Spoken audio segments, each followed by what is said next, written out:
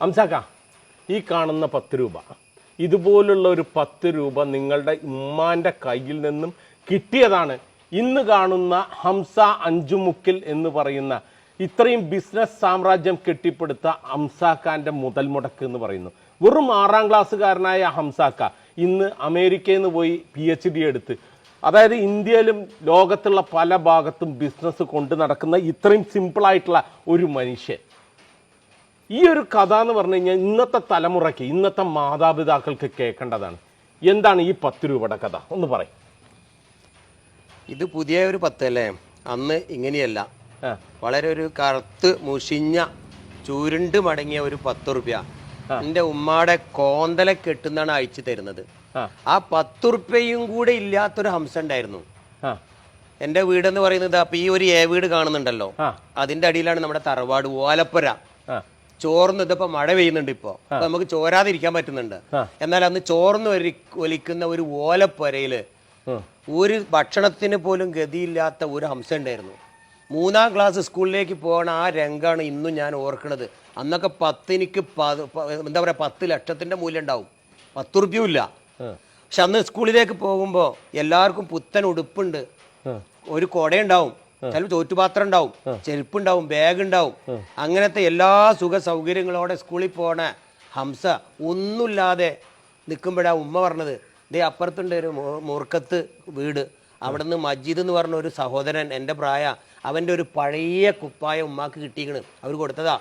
അത് കീറിയതാണ്, അത് തുന്നി അലക്കിയിട്ട് എനിക്ക് ഇട്ടെന്നിട്ട് എൻ്റെ ഉമ്മ പറയാം, മോനെ ഇത് ഇട്ട് പൊയ്ക്കോന്ന്. ചായയും കടിയില്ല അന്ന്, പലഹാരങ്ങളൊന്നുമില്ല. ഒരു കുത്തിഞ്ഞാണത്തിൽ അരി വറുത്ത് കടിയാക്കിയിട്ട് കട്ടൻ ചായ എടുത്തിട്ട് തന്നിട്ട് കുടിക്കും മോനെ എന്ന് പറഞ്ഞപ്പോൾ ഞാൻ ചോദിച്ചിട്ട് എവിടുന്നേ ഉമ്മ നമുക്ക് അരി കിട്ടിയെന്ന്. അപ്പം അതിൻ്റെ അർത്ഥം എന്താ? അരി ഭക്ഷണം കഴിച്ചത് പോലും ഹംസക്ക് ഓർമ്മയില്ല. കുട്ടിക്കാലത്ത് ഉമ്മ വായിൽ ഉരുട്ടി തന്നിട്ടുണ്ടാവും, ഓർമ്മയില്ല. അപ്പോഴാണ് എൻ്റെ ഉമ്മ പറയുന്നത്, ഈ വീടിൻ്റെ വരാന്തയിലേക്ക് കരി തേച്ച തിണ്ടിലുണ്ട് ചുരുണ്ട് മടങ്ങി ഒരു പാവം വൃദ്ധൻ കിടന്നുറങ്ങണം. എനിക്ക് കൊണ്ടത് കാണിച്ചു തരണം ഉമ്മ, കണ്ടടാ ഇന്നലെ എൻ്റെ അടുത്ത് യാചിച്ചു വന്നതാ. ഞാൻ എൻ്റെ പട്ടിണിയും പാവം പറഞ്ഞപ്പോൾ അദ്ദേഹത്തിൻ്റെ ഭാണ്ഡത്തിൽ നിന്നും തന്ന ഒരു പിടി അരിയുടെ അരപ്പിടിയാണ് കഞ്ഞി വെച്ചത്. അതിൻ്റെ പകുതി കൊണ്ട് അതിന് ഞാൻ കഞ്ഞി കൊടുത്തു, പാതിയാണ് ഈ ചായക്കടി ഉണ്ടാക്കി, എൻ്റെ കുട്ടി കുടിച്ചോളി എന്ന് പറഞ്ഞപ്പോൾ ആവേശത്തോടെ പറഞ്ഞ വാക്ക്, എന്നാൽ എന്നും ആ പാപ്പാനോട് ഈ വീട്ടിലേക്ക് വരാൻ പറയുന്ന പറഞ്ഞു. അപ്പോൾ ആ വീടിൻ്റെ അവസ്ഥ ഇപ്പം എന്തായിരിക്കും? 10 ഉറുപ്പ്യ ഇല്ല, 10 വലിയ പൈസയാണ്. അങ്ങനെ സ്കൂളിലേക്ക് പോയി, അവിടെ പോയി പഠിക്കണ ഓരോരോ മാഷിൻ്റെ ചോദ്യങ്ങൾ, ഇതൊന്നും ഇപ്പം ഞാൻ വിശദീകരിക്കുന്നില്ല. അന്ന് ഓർത്തിട്ടുണ്ട് എന്ന് എനിക്ക് സ്വന്തമായ ഉടുമുണ്ട് വാങ്ങും പഠിച്ചോനെ. ഞാൻ അന്ന് അധ്വാനിക്കാൻ തുടങ്ങി, കച്ചവടം ചെയ്തിട്ടുണ്ട്, കടല കച്ചവടം ചെയ്തിട്ടുണ്ട്. 3ാം ക്ലാസ് പഠിക്കും, 3ാം ക്ലാസ് 8ാമത്തെ വയസ്സിൽ അധ്വാനം തുടങ്ങിയതാ. എന്തിന്? കല്ലൻ ചേക്കുകാക്കാൻ്റെ പറമ്പിൽ പോയിട്ടേ കുകൻ്റെ ഇല അരിഞ്ഞു കൊണ്ടുവന്നിട്ട് മീൻകാർക്ക് കൊണ്ടു കൊടുത്തപ്പോൾ അവിടുന്ന് എറിഞ്ഞു ഓടിച്ചിട്ടുണ്ട്, പാടില്ല, അത് തോലിന് വളമായിടാളാണ്. അങ്ങനെ അതും കിട്ടിയില്ല. 10 പൈസ ഇട്ടും ഇറച്ചിക്കാർക്ക് കൊടുത്താ. മനോട് സങ്കടം പറഞ്ഞപ്പോൾ അമ്മ പറഞ്ഞ വാക്കുണ്ട്, മോനെ തേക്കിൻ്റെ ഉണങ്ങിയ ഇല ഉണ്ട് അവിടെ, അത് പെറുക്കിയെടുത്തോണ്ടേ, അതെടുത്ത് വെള്ളത്തിൽ മുക്കിയാൽ എനിക്ക് പൊതിർന്ന് കിട്ടും, ഇറച്ചിക്കാർക്ക് കൊടുക്കുക, അതാരും എടുക്കണ്ടെന്ന് പറയില്ല. അങ്ങനെ ഏളി മോർണിങ്ങിന് പോകും, സുബൈൻ്റെ ഒരു വെയിൽ വിളിച്ചാൽ അപ്പം പോകും. എന്തിന്? അത് പൊട്ടാതെ എടുക്കാൻ അയല. എന്നിട്ട് അത് നിർത്തിയിട്ട് മീൻകാർക്ക് കൊണ്ടേ കൊടുക്കും, കിട്ടുന്ന 10 പൈസ ഉണ്ടാവും. ആ 10 പൈസ കൊണ്ട് അന്നത്തെ മീൻ മേടിക്കും. 8ാം ക്ലാസ് 8 വയസ്സുകാരൻ അന്നത്തെ അധ്വാനം തുടങ്ങി. 6ാം ക്ലാസ്സിലെത്തിയപ്പോൾ സ്കൂളിലേക്ക് തന്നെ പോകണ്ടാന്ന്. എന്തേ? ഞാൻ അധ്വാനിച്ചുണ്ടാക്കണാണല്ലോ എൻ്റെ തുണി കുപ്പായൊക്കെ, എൻ്റെ പുസ്തകവും പേനയും ആര് വാങ്ങണതാ? ഞാൻ വാങ്ങണതല്ലേ. അപ്പോൾ സ്കൂളിൽ പോകാതിരുന്നാൽ ആ പൈസ മിച്ചം വെച്ചാൽ വീട്ടിൽ പട്ടിണി മാറൂടാ. എൻ്റെ ഉമ്മാക്കും വാപ്പക്കും അനക്കൊക്കെ കഞ്ഞുടിക്കുക, അതുകൊണ്ട് ഈ സ്കൂളിൽ പോകല്ല, പണിക്ക് പോയിക്കുവാന്ന്. ഒരു വാപ്പാൻ്റെ അങ്ങേ അറ്റത്തെ നിവൃത്തികേടല്ല അതൊക്കെ. ഞാൻ ഒന്നും മിണ്ടിയില്ല. സ്കൂളിൽ പോകണ്ടെന്നല്ല പറഞ്ഞു, പഠിക്കണ്ടെന്ന് പറഞ്ഞിട്ടില്ലല്ലോ. ഉപ്പാൻ്റെ കണ്ണ് വെട്ടിച്ച് പഠിക്കാൻ പോയി. കോട്ടക്കലേക്ക് 7 കിലോമീറ്ററിൻ്റെ ഇവിടുന്ന് രണ്ടത്താണിന്ന് നടന്നു പോകും. അവിടുന്ന് ട്യൂഷൻ പഠിക്കുക. 16 വയസ്സായ 10ാം പണി കഴിഞ്ഞ് വന്നിട്ട് ഈ പണിയൊക്കെ കഴിഞ്ഞിട്ട് 16 വയസ്സായ SSLC ചെയ്താന്നുള്ളത് കേട്ടു. അപ്പോൾ അതിനു വേണ്ടി തയ്യാറാവുക. അങ്ങനെ ട്യൂഷന് പോയി തിരിച്ചു വരുന്നു, ട്യൂഷന് പോയി തിരിച്ചു വരുന്നു. 10ാം ക്ലാസ്സിൻ്റെ എല്ലാ ഏർപ്പാടും ചെയ്തു. ആ സ്കൂളിൽ നിന്നും കോട്ടക്കൽ അക്ഷയ കോളേജ് എന്നാണ് പറയുക, ട്യൂഷൻ സെൻ്ററിൽ പുറത്താക്കി. എന്തേന്ന് വെച്ചു? 10 റുപ്യ കൂടി ഫീസ് അടയ്ക്കാണ്ട്, പരീക്ഷാ ഫീസ് അടച്ചിട്ടില്ല, അതുകൊണ്ട് അത് അടയ്ക്കാതെ അവർക്ക് പരീക്ഷ എഴുതാൻ പറ്റില്ല ആയിരുന്നു. ഞാൻ പൊട്ടിക്കരഞ്ഞിട്ടാണ് അവിടുന്ന് നടന്ന് രോഗിയായി കിടക്കുന്ന എൻ്റെ ഉമ്മാൻ്റെ അടുത്ത് വരികയാണ്. ഉമ്മ, എനിക്ക് ഒരു 10 റുപ്യ ഇല്ലാത്തതുകൊണ്ട് എന്നെ പുറത്താക്കിയല്ലോ, എന്ത് ചെയ്യും ഞാൻ എന്ന് പറഞ്ഞിട്ട് കരഞ്ഞപ്പോൾ അവിടെ നിന്നാണ് ആ 10ൻ്റെ തുടക്കം. ഇന്നും മറന്നിട്ടില്ല. ഒരു കറുത്ത തുണി എൻ്റെ ഉമ്മ എടുക്കുക. നിവർന്നിരിക്കാൻ പോലും വയ്യ, ഒരാൾ വേണം നിവർത്തി വെക്കാൻ. എല്ലാം തൊലിയുമായിട്ടുണ്ട്, കവളൊക്കെ ഇങ്ങനെ ഒട്ടിപ്പിടിച്ചിട്ടുണ്ട്.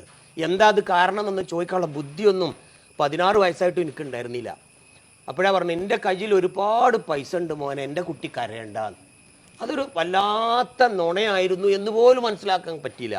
ഒരുപാട് പൈസ ഉണ്ട് എൻ്റെ അടുത്ത്. ചില അമ്മമാരങ്ങനെ മക്കളോട് പറയും, അങ്ങനത്തെ നുണ പറയും, ഹലാലായ നുണ പറയും.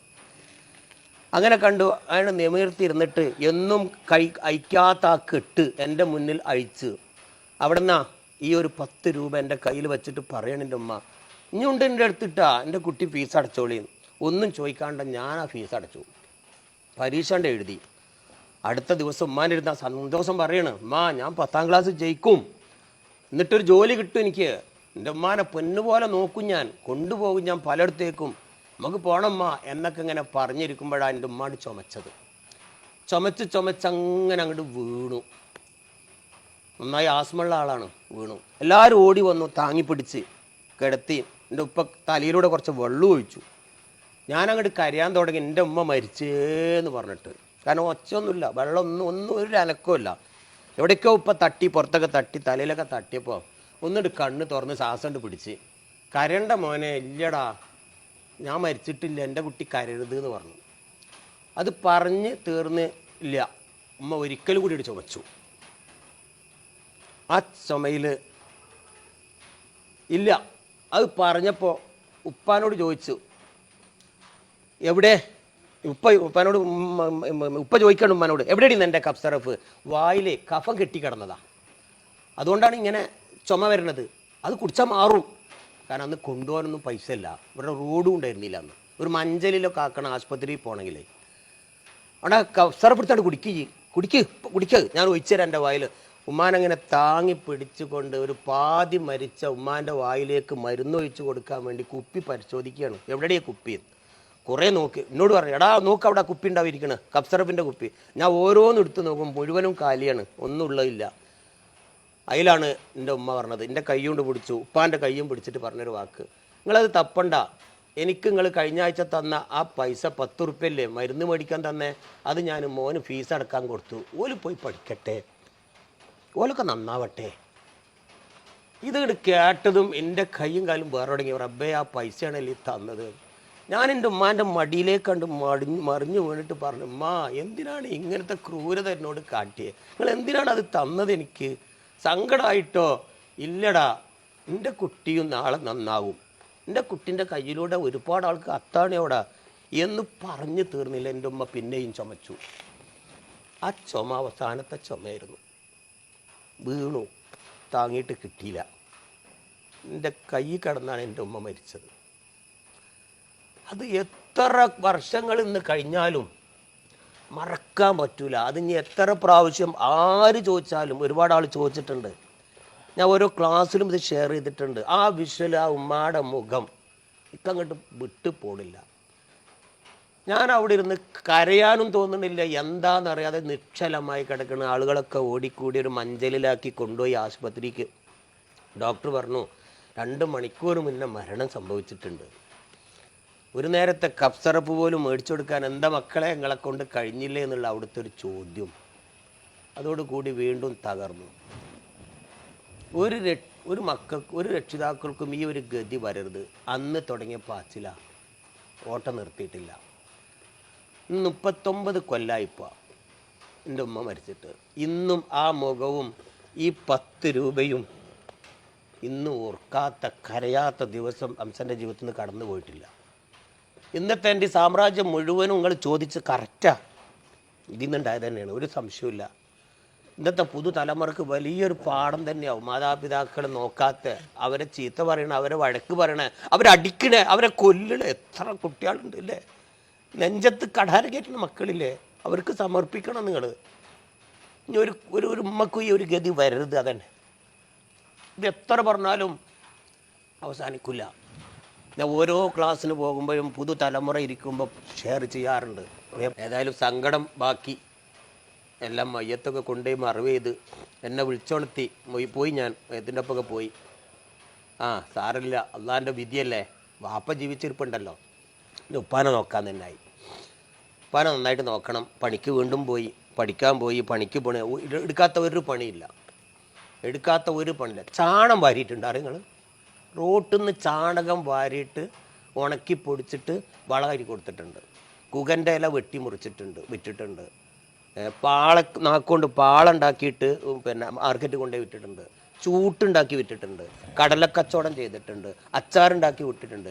മിഠായി ഉണ്ടാക്കി വിറ്റിട്ടുണ്ട്. മിഠായി ഉണ്ടാക്കി വിറ്റതുകൊണ്ട് ആളുകൾ, നാട്ടിലെ പഴയ കുട്ടികളൊക്കെ ഇപ്പോഴും മിഠായി ഹംസ എന്ന് വിളിക്കാറുണ്ട്. ഇപ്പോഴും അഭിമാനത്തോടെ ഞാനത് ഏറ്റെടുക്കും.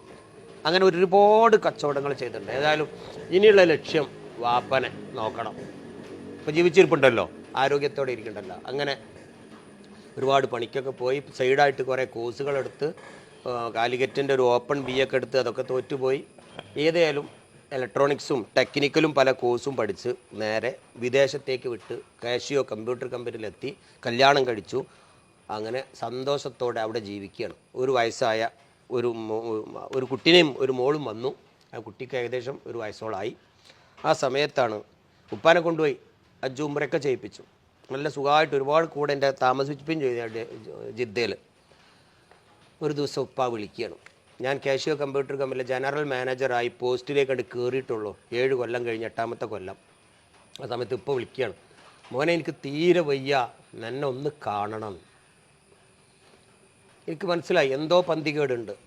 ഞാൻ ഉടനെ വിളിച്ചു നോക്കി അയൽവക്കത്തുള്ള വീട്ടിൽ. അപ്പോൾ പറഞ്ഞു ഉപ്പാക്ക് ബ്ലഡ് ക്യാൻസറാണ്, വല്ലാത്ത വേദന ഉണ്ട് ഉള്ളിൽ, ഡോക്ടർ പറഞ്ഞു, ഉപ്പാനെ അറിയിച്ചിട്ടില്ല. പിന്നെ ഞാൻ ഒട്ടും ചിന്തിച്ചില്ല, എൻ്റെ ഉമ്മ നഷ്ടപ്പെട്ടതുപോലെ എൻ്റെ വാപ്പക്കൊരു ഗതി വരരുത്. നിങ്ങൾക്കൊരു നേരത്തെ മരുന്ന് കൊടുക്കാൻ പോലും, അല്ലേ, കഫ്സറഫിന് പോലും കഴിഞ്ഞില്ലല്ലോ എന്ന ആ ഒരു ചൂണ്ടുവരൽ ആ ഡോക്ടറുടെ ചോദ്യം ഇങ്ങനെ മുഴച്ച് നിൽക്കുക. ഓടി ഞാൻ അവിടുന്ന് പറഞ്ഞു, പോവരുത് നിങ്ങൾ ഉത്തരവാദിത്തപ്പെട്ട കമ്പനിയിൽ ജോലിയാണ്, കാഷിയോ കമ്പ്യൂട്ടർ കമ്പനിയിലെ സർവീസ് സെൻറ്ററിലാണ്. ഞാൻ പറഞ്ഞു പറ്റില്ല, ഞാൻ പോകണം. എൻ്റെ ഉപ്പയാണ് വിളിച്ചിട്ടുള്ളത്. ലോകത്തിൻ്റെ ഏത് കോണിന്നും എൻ്റെ ഉപ്പ വിളിച്ചാൽ എന്തും ഉപേക്ഷിച്ച് ഓടിയെത്തും. അങ്ങനത്തെ ഒരു സെറ്റപ്പിലാണ് ഞാൻ നിൽക്കുന്നത്. തിരിച്ചെത്തി, വാപ്പാനെടുത്ത് കൊണ്ടുപോയി. ആ ജോലി ഉപേക്ഷിച്ചു. ഈ വീട് ഇപ്പം നമ്മൾ ഈ കാണുന്ന വീട് പാതിപ്പണിയിൽ കിടക്കുക, കൂടിയിരുന്നിട്ടില്ല. 1997 ലാസ്റ്റ് 98 ഡിസംബർ എത്തി, 97 ഡിസംബർ പാതി പണിയെടുത്ത് കിടക്കണ വീട്. താഴെയാണ്. എന്നിട്ട് താഴെ പെട്ടെന്ന് പണിയെടുത്തൊരുത്തുണ്ട്, അവിടെയാണ് ഉപ്പ കിടക്കണം. കൊണ്ടുപോയി എടുത്തിട്ട് നല്ല ആശുപത്രിയൊക്കെ കൊണ്ടുപോയി. ഡോക്ടർ പറഞ്ഞു ഒരു രക്ഷയില്ല, ബ്ലഡ് ക്യാൻസറാണ്. അത് പറ്റൂല, എൻ്റെ ഉപ്പാക്ക് എന്താച്ചാൽ ചെയ്ത് കൊടുക്കണം. ഈ വീട് അങ്ങോട്ട് പണയം വെച്ചു. എൻ്റെ കയ്യിൽ കുറച്ച് ഭൂമി ഉണ്ടായിരുന്നു, അതും വിറ്റു. ബാങ്ക് ബാലൻസ് മുഴുവനും തീർന്നു. എന്നിട്ട് എൻ്റെ ഉപ്പൻ്റെ കയ്യും പിടിച്ച് പറഞ്ഞൊരു വാക്കുണ്ട്, എന്തിനാ മോനെ ഈ ഇങ്ങനെയൊക്കെ ചെയ്ത്, ഇനിയിപ്പോൾ കടക്കാരനായല്ലേ, അത് വേണോ എന്ന് ചോദിച്ചപ്പോൾ തിരിച്ച് ഞാനൊന്ന് അങ്ങോട്ട് കൊടുത്തു. മാതാപിതാക്കളെ ഭക്ഷണം കൊടുത്ത, മാതാപിതാക്കളെ നോക്കിയ, അവരെ സംരക്ഷിച്ച ഒരു കുട്ടിയും ഈ ദുനിയാവിൽ പരാജയപ്പെട്ടിട്ടില്ല. അതിൻ്റെ ഉപ്പല്ല എന്നെ പഠിപ്പിച്ചത്. അതുകൊണ്ട് ഉപ്പ ഞാനെങ്ങനെ പരാജയപ്പെടാനാണ്? അന്ന് എൻ്റെ ഉമ്മ മരിക്കുന്ന നേരത്തെ എനിക്ക് വേണ്ടി ഇത് വരുന്നില്ല. ഉപ്പ എൻ്റെ കുട്ടി വിജയിക്കും, ആയിരക്കണക്കിന് ആളുകൾക്ക് അത്താണിയാവുന്നു, എൻ്റെ ഉമ്മ ഇത് വരുന്നില്ലേ? എന്നിട്ട് അങ്ങനെയാണ് നിങ്ങൾ പറയുന്നത്. ഉപ്പയായിട്ട് കരഞ്ഞു. ഇല്ലടാ, സത്യമാണത്, എൻ്റെ കുട്ടി രക്ഷപ്പെടും. അന്ന് രാത്രി എൻ്റെ വാപ്പയും മരിച്ചു. കടക്കാരനായ ലോണെടുത്ത കടം വെച്ച ഈ വീട്ടിൽ ഞാനും ഭാര്യയും മുഖത്തോട് മുഖം നോക്കി, ഒരു വയസ്സായ കുട്ടി ഇങ്ങനെ ഇരിക്കുക, എന്തു ചെയ്യുമെന്നറിയാതെ. ഓളെന്തോ പറഞ്ഞപ്പോൾ ഞാൻ പറഞ്ഞു, ഇല്ല, എൻ്റെ വാപ്പ പറഞ്ഞത് ഓർക്കുന്നുണ്ടല്ലോ, ഉമ്മാനും വാപ്പാനും നോക്കിയ ഒരു കുട്ടിയും ഈ ദുനിയാവിൽ പരാജയപ്പെട്ടിട്ടില്ല, നമ്മൾ വിജയിക്കൊടി. ആ ഉറച്ച വിശ്വാസത്തോടെ ഇരുന്നിട്ട് 1998 കോട്ടക്കൽ അങ്ങാടിയിലെ അപ്സര ഹോട്ടലിൻ്റെ സൈഡിൽ ഒരു 1000 ഉറുപ്യ വാടക കൊടുത്തൊരു ഷട്ടർ മുറിയിട്ട് പൊന്തിച്ച് കയ്യിലെ പഴയ സാധനങ്ങൾ, ഇലക്ട്രോണിക് സാധനങ്ങൾ കൊണ്ടു വെച്ചിട്ട് എഴുതി കൊടുത്തു, അവിടെ ഇതെല്ലാം വാടകക്ക് കിട്ടും, വേറെ ഒന്നുമില്ല, ഗൾഫിലേക്ക് പോകാനും പറ്റണില്ല, കടമുണ്ട്, ജീവിക്കണം, പട്ടിണി മാറണം, അത്രേ ലക്ഷ്യമുള്ളൂ. ജോലിയും പോയി, വിസയും പോയി. വാടക കൊടുക്കുക, ക്യാമറ വാടക കൊടുക്കുക, മൊബൈൽ ഫോൺ വാടക കൊടുക്കുക, TV ടാപ്പ് റിക്കാർഡറൊക്കെ CD പ്ലെയർ വാടക കൊടുക്കുക. ഒരു കാറുണ്ടായിരുന്നു, ഒരു മാരുതി 800, ഒരു ബൈക്കും ഉണ്ടായിരുന്നു, അതും ഒരു ചിത്രം വെച്ച് വാടകയ്ക്ക് എഴുതി വെച്ചു. അങ്ങനെ ജീവിക്കണം. അങ്ങനെ ഒരു കട എടുത്ത് തുടങ്ങി. ആ കടൻ്റെ പേരാണ് ബ്രിഡ്കോ എന്ന് പറയും. ആ കട പിന്നെ സർവീസ് സെൻ്ററായി. അത് പിന്നെ സർവീസ് സെൻ്ററായി, പിന്നെ കുട്ടികളെ പഠിപ്പിക്കുന്നവരായി, പിന്നെ പഠിക്കുന്നവർക്കൊക്കെ ജോലി കൊടുക്കുന്ന സ്ഥാപനമായി, പിന്നെ ഒരുപാട് നിർമ്മാണങ്ങൾ തുടങ്ങി. ഇപ്പോൾ പല ഫ്രാഞ്ചൈസിയും ബ്രാഞ്ചുകളുമായി അൽഹംദുലില്ലാ സുമ്മ അൽഹംദുലില്ലാ 18,000 പേർക്ക് തൊഴിൽ കൊടുത്തു. ഞാനെന്ത് നേടിയെന്നല്ല പറഞ്ഞത്, 18,000 പേർക്ക് ജീവിത മാർഗം. എന്താ എൻ്റെ ഉപ്പത് വരുന്നത്? അത് പടച്ചോൻ ലൈവായിട്ടാണ് കാണിച്ചു തന്നു. ഈ ദുനിയാവിൽ തന്നെ കിട്ടും. മാതാപിതാക്കളെ നോക്കി ഈ ദുനിയാവിൽ തന്നെ പ്രതിഫലം കിട്ടും. അവരെ വേദനിപ്പിച്ചാൽ അതിനുള്ള പ്രതിഫലം ഈ ദുനിയാവിൽ തന്നെ കിട്ടും. എനിക്ക് എന്താ ചോദ്യങ്ങളൊക്കെ ഉണ്ട്, പക്ഷേ എൻ്റെ തൊണ്ടങ്ങട് ഇടറിയിട്ടേ പറയാൻ പറ്റില്ല. മാതാപിതാക്കൾ എന്നൊക്കെ പറയുമ്പോഴേ ഞാനൊക്കെ അക്കാര്യത്തിൽ ഒരുപാട് ഭാഗ്യം കെട്ടവനാണ്.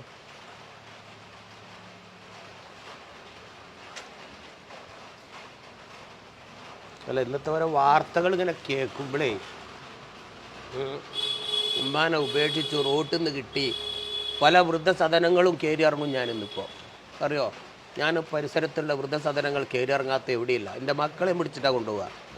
അത്താണി അവിടെ കണ്ണൂർ അവിടെ കൊണ്ടുപോയി 3 മക്കളായിട്ട് ഇവിടെ പറഞ്ഞു, മോനെ മക്കളെ കണ്ടച്ചോളി ഇപ്പാക്കേരി ഒരു കട്ടിൽ ഇവിടെ ബുക്ക് ചെയ്തിട്ടോളി, നാളെ നിങ്ങൾക്കും ഇതുപോലെ ഞങ്ങളെ കൊടുന്നാക്കാന്ന് പറഞ്ഞപ്പോൾ 3 മക്കളും കൂടി കാല് കിടന്ന് കരഞ്ഞിട്ട് അവിടുത്തെ ഒരു അമ്മ പറഞ്ഞതുണ്ട്, എനിക്കേ 3 ആൺകുട്ടികളുണ്ട്, ഒരു പെൺകുട്ടിയുണ്ട്, നല്ല സുഖം, ഓലൊക്കെ അമേരിക്കയിൽ ജോലിയാ, ദുബായിൽ ജോലി, ബോംബെയിൽ വലിയ ബിസിനസ്സാണ്. അങ്ങനെ എൻ്റെ വീടുണ്ട് പൊളിഞ്ഞാടി എൻ്റെ തലയ്ക്ക്. അങ്ങനെ നാട്ടുകാരൊക്കെ കൂടി എന്നെ പിടിച്ച് ആസ്പത്രി കൊണ്ടുപോയി. ഞാൻ ആസ്പത്രിയിൽ നിന്ന് ഇറങ്ങിപ്പോന്ന് പാലക്കാട് ബസ് സ്റ്റാൻഡിൽ KSRTC ബസ് സ്റ്റാൻഡിൽ ഇങ്ങനെ കിടക്കുമ്പോഴാണ് ഈ ഇരിക്കണ ഉമ്മ എന്നെ അവിടുന്ന് കൊണ്ടുപോയത്. ഇപ്പോൾ എനിക്ക് നല്ല സുഖമാണ്. ഓ പറയണത് ഹേയ്, അങ്ങനെ ആ മക്കളെ കുറിച്ച് ഇങ്ങനെ ഓർക്കുകയായിരുന്നു. എന്ത് ക്രൂരതയാണ് അതൊക്കെ.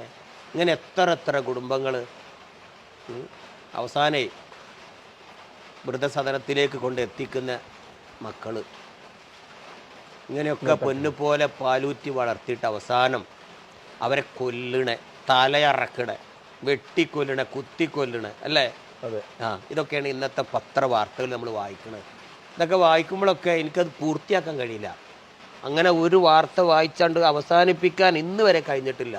ഓർക്കും ഞാൻ എൻ്റെ എല്ലാ ജീവിത കഥകളും ഒരു രണ്ടത്താണിക്കാരൻ്റെ ഓർമ്മക്കുറിപ്പുകൾ എന്ന ഈ പുസ്തകത്തിലുണ്ട്. അടുത്ത തലമുറക്ക് ഞാൻ മരണപ്പെട്ടാൽ ഈ പുസ്തകം മരിക്കരുത്. അത് കൊണ്ടുപോയിട്ട് കുട്ടികൾക്ക് വായിക്കാൻ കൊടുക്കി. എന്തായാലും ഹംസാക്ക, അപ്പൊ ചങ്ങമരെ വേറെ ഒന്നുമല്ല കേട്ടോ. ഹംസാക്ക തൊണ്ട ഇടറിക്കൊണ്ടാണ് ഹംസാക്കാന്റെ കഥ കേട്ടത്. പക്ഷേ ഹംസാക്കാന്റെ വിജയകഥ അത് നമുക്ക് ഓരോരുത്തർക്കും, പ്രത്യേകിച്ച് ഇന്നത്തെ തലമുറയിലുള്ള മാതാപിതാക്കൾക്കും മക്കൾക്കും അറിയേണ്ട കാര്യങ്ങൾ. വെറും ഒരു 10 രൂപയെന്ന് തുടങ്ങിയിട്ട് 6ാം ക്ലാസ്സിൽ പഠനം നിർത്തിയിട്ട് ഇന്ന് ഈ ലെവലിൽ ഹംസാക്ക് എത്തിയിട്ടുണ്ടെങ്കിൽ ഹംസാക്കാന്റെ നിശ്ചയദാർഢ്യവും അതേപോലെ തന്നെ ഹാർഡ് വർക്കുമാണ്. എന്തിനായാലും മാക്സിമം വീഡിയോ ഷെയർ ചെയ്തും ഈ വീഡിയോ നമ്മുടെ ഓരോ മക്കൾക്കും ഒരു പാഠപുസ്തകം തന്നെയാണ്.